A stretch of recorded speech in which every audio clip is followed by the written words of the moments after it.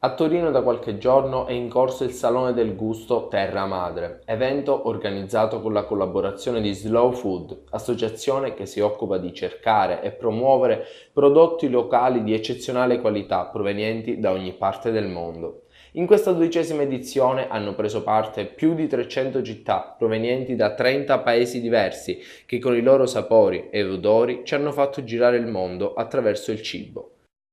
In rappresentanza della Sicilia, insieme al pecorino DOP, i tanti turisti del gusto hanno potuto assaporare anche la laccia di Lampedusa, la vestedda della Val del Belice, il cannolo siciliano e il pistacchio di Bronte. Tra le tante aziende presenti anche una agrigentina, alla quale abbiamo chiesto cosa significa portare la bandiera della Sicilia in una così importante manifestazione internazionale. Beh, è sempre una bella esperienza, un'emozione portare i propri prodotti della Sicilia, della propria regione qua a Torino, un'esposizione internazionale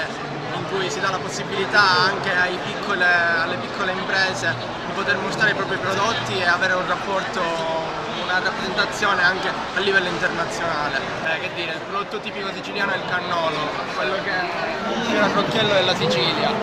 conosciuto ormai in tutto il mondo e apprezzato da tutti. Continuando il nostro giro abbiamo anche incontrato l'azienda Arricchigia che ci ha spiegato quali sono le caratteristiche che distinguono e che rendono il pistacchio di Bronte uno dei più buoni al mondo. Il pistacchio di Bronte è importante perché nasce nella pietra lavica, quindi tutto quello che l'Etna ha rilasciato nella sua pietra, quindi sali minerali, potassio, magnesio, ferro, li contiene il pistacchio e la sua particolarità rispetto ai pistacchi esteri che invece non ha. Oltre il colore,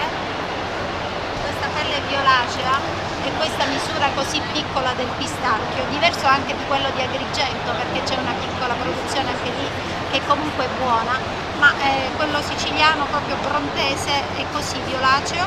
e dentro verde.